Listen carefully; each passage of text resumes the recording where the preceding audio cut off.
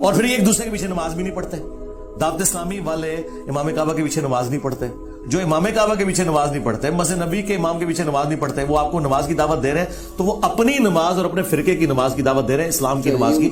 ہاں بالکل. اگر کسی بندے کی قراءت ٹھیک نہیں, یعنی وہ قرآن صحیح نہیں پڑھ سکتا, اس کے پیچھے نماز ہو جائے گی؟ بولے نہیں, اس کے پیچھے تو نماز نہیں ہوگی. تو میں ایک سادہ بات کہنے لگا ہوں, سارا سمجھ آ جانا چاہیے. جس کا قرآن ٹھیک نہیں ہے, جب اس کے پیچھے نماز نہیں ہوتی, تو جس کا ایمان ٹھیک نہیں ہے اس کے پیچھے ہماری نماز کیسے ہو جائے گی؟ کیا کہنے ہیں علامہ صاحب. بات دراصل یہ نہیں کہ کس کے پیچھے نماز پڑھنی, بات یہ کہ جو مصلی پر کھڑا ہے نا, آپ نے دیکھنا اس کا عقیدہ بھی درست ہے کہ نہیں ہے. جی جی جی جی جی. میں آپ کو اس سے بھی ایک سادہ مثال دے دیتا ہوں. دیکھیے ہم پیچھے کھڑے ہیں, ہم نے کہا پیچھے سے امام کے اللہ اکبر. بھائی جو مصلی پہ کھڑا ہے حضرت, وہ بھی تو دیکھو نا, یہ کس امام کے پیچھے ہے؟ آیا کہ یزید کو امام کہنے والا ہے یا حسین کو امام کہنے والا ہے؟ کیا کہنے, ذرا اس بات کو سمجھو نا. حالانکہ جب حضرت امام حسین کو ہم امام کہتے ہیں تو ہم بیچ میں صحابہ کرام علیہم رضوان کا لحاظ بھی رکھتے ہیں, یہ یاد رکھنا. لیکن میں نے ایک اشارہ دیا ہے. آقا کریم علیہ السلام نے ارشاد فرمایا, ان اللہ اختارنی واختار علی اصحابی واختار علی منہم اربعہ. فرمایا اللہ نے سب سے پہلے میرا انتخاب فرمایا, میرے بعد میرے صحابہ کا انتخاب فرمایا, پھر میرے لیے ان میں سے 4 کو چنا. حق 4 یار بھی آ گئے, ٹھیک ہے. پھر اس کے بعد فرمایا, اس کے مختلف پہلو آگے ہیں, مختلف الفاظ و طرق و سند, یہ روایت ہے. لیکن ایک روایت یہ بھی ہے, فرمایا ان قریب ایک قوم آئے گی, ینتقصونہم ویسبون اصحابی, جو میرے صحابہ کرام میں سے نقص نکالے گی, عیب نکالے گی اور گالیاں دے گی. فرمایا جب یہ آئے تو حضور ہم نے کیا کرنا ہے؟ فرمایا لا تواکلوہم ولا تشاربوہم ولا تسلموا علیہم ولا تصلوا معہم ولا تناکحوہم او کما قال علیہ السلام. میرے آقا کریم علیہ السلام نے فرمایا, نہ ان کو سلام کہنا ہے, نہ جواب دینا ہے, نہ رشتہ دینا ہے, نہ لینا ہے, نہ روٹی پکا کے ڈالنی ہے, نہ ان کے ساتھ کھانی ہے. اور میرے نبی کریم علیہ السلام نے فرمایا, مر جائیں تو جنازہ نہیں پڑھنا, ان کے ساتھ نماز نہیں پڑھنی, سمجھ آ رہی, ان کے ساتھ نکاح نہیں کرنا. تو میں نے کہا یہ ہمیں چورن مت بیچو, ہم نے حضور کی حدیث پڑھی ہوئی ہے. اگر کوئی چاہتا ہے کہ ہمارے سامنے کھڑا ہو کر ہمارا امام بنے, امام بننے سے پہلے بندہ بن کے مجھے یہ بھی بتائے تیرا نبی کے بارے میں کیا عقیدہ ہے, تیرا صحابہ کے بارے میں کیا عقیدہ ہے, تیرا افضلیت صدیق اکبر بکار بارے میں کیا عقیدہ ہے, تو کل صحابہ کو جنتی مانتا ہے یا نہیں مانتا, تو نبی پاک کی اہل بیت کے بارے میں کیا کہتا ہے, یہ سارے عقیدے مجھے بتا دے, میں تیرے پیچھے کھڑا ہو کے نماز پڑھ لوں گا.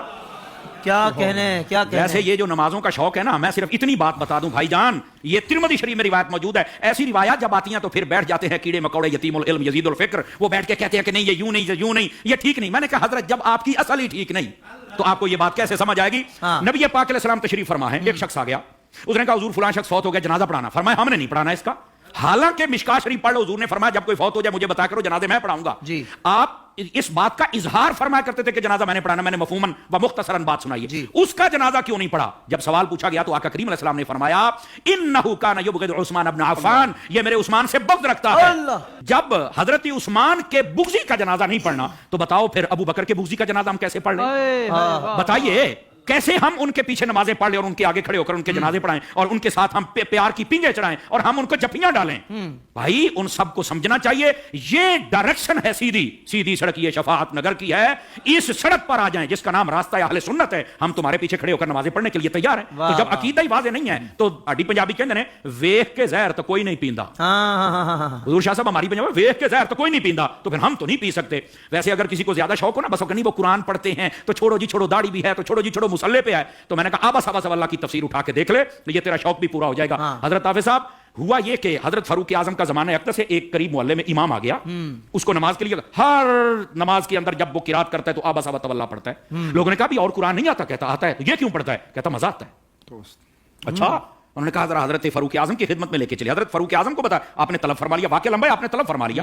آپ نے جب طلب فرمایا تو آپ نے کہا کیوں پڑھتا ہے؟ کہتا ہے مجھے نا اصل میں مزہ آتا ہے, اس لیے کہ اس میں معاذ اللہ اس کی سوچ دیکھو, پڑھ سب کچھ رہ گیا لیکن سوچ دیکھو اس کی. اس نے کہا جی بات یہ ہے کہ اللہ نے اپنے حبیب کو یہاں جھڑکی پلائی ہے تو مجھے بڑا مزہ آتا ہے. استغفر اللہ, یہ خارجیانہ سوچ تھی. سمجھ آ رہی ہے میری بات کی؟ یہ توہین کی سوچ تھی. یہ کامل و اکمل لوگوں کا یہ شیوہ ہی نہیں ہوتا. اور ایسی جو ہمارے سامنے مثالیں ہوتی ہیں نا, وہ ہمیں سمجھنے کے لیے مثالیں ہوتی ہیں, اور پھر ایسے لوگوں کا حشر کیا وہ بھی سننا ذرا. ٹھیک ہے, حضرت فاروق اعظم نے اچھا تجھے مزہ آتا ہے؟ کہا بالکل. آپ نے تلوار منگائی اور 2 ٹکڑے کر دیے اس کے. آپ نے فرمایا ودوحا پڑھ کے تجھے مزہ نہیں آتا؟ ہمار سرناک الا رحمت للعالمین پڑھ کے تجھے مزہ نہیں آتا؟ انا تو انا کل کوثر پڑھ کے مزہ نہیں آتا؟ ورفعنا لک ذکر پڑھ کے مزہ نہیں آتا؟ یعنی جو قرآن پڑھ کے دل میں توہین مصطفیٰ کی رکھے, جب اس کے پیچھے نہیں ہوتی تو جو سریعام میلاد پر کفر کے فتوے لگائے ان کے پیچھے کیسے ہو جائے؟ امام کعبہ کے پیچھے نماز نہیں ہوتی. کوئی کہے کہ بھائی وہ کعبے کا امام ہے, اب اس کے پیچھے بھی نماز نہیں ہوگی, اگر وہ غلط ہوگا تو پھر اللہ تعالیٰ نے اس کو کعبے کا مصلی, کیونکہ یہ پرانے کسی پٹے اعتراضات ان کے جوابات علماء بارہا دے چکے ہیں کہ بھائی معاملہ یہ ہے کہ کسی بھی جگہ پر قابض ہو جانا اہل حق ہونے کی علامت نہیں. मगर ना आपका जो क़िबला अव्वल बैतुल मुक़द्दस है वो ईसाइयों के कब्जे में है, तो क्या कहेंगे यहूदी हक पर है। और फिर आप तारीख़ काबा उठा करके देखें, 25 बार ऐसा हुआ है कि काबे के मुसल्ले पर एक ऐसा बंदा शियों तक की इमामत काबे के मुसल्ले पर हुई है, तो क्या कहा जाएगा कि फिर वो दुरुस्त हुए, उनका दावा होगा वो दुरुस्त हुए। तो ऐसा नहीं है, जबरन काबिज हो जाना अहले हक होने की दलील नहीं है। 360 बुत काबे में रखे रहे 550 साल, तब वो हक पर थे जो अल्लाह ने काबे में उनको रहने दिया, तो ये फजूल की बात है कि जी अगर वो गलत होते तो अल्लाह उन्हें रहने कैसे देता, और वो रहते कैसे। फिर हम कहें कश्मीर में जो भारतीय काबिज हैं, अगर वो गलत होते तो काबिज होते ही क्यों, ये अजीब सी बात है। हाँ, अब ये सवाल कि नमाज क्यों नहीं होती, तो भाई उसके लिए इमाम का जो अकीदा है वो दुरुस्त होना जरूरी है। और इमाम का अकीदा दुरुस्त कैसे है, मैं आपसे सिंपल सी बात, मैं उन अकायद की तरफ नहीं जाना, सिर्फ सी बात करूँगा। आपके किसी अजीज की किसी रिश्तेदार की कब्र है और उस रिश्तेदार की कब्र को बराबर कर दिया किसी बंदे ने, मिसमार कर दिया, उसके पीछे नमाज पढ़ेंगी। जन्नतुल बकी में 10,000 सहाबा किराम की कब्रों पर बिल्डोजर चला दिया गया, फिर भी हम कहें कि ये वहाँ पर है।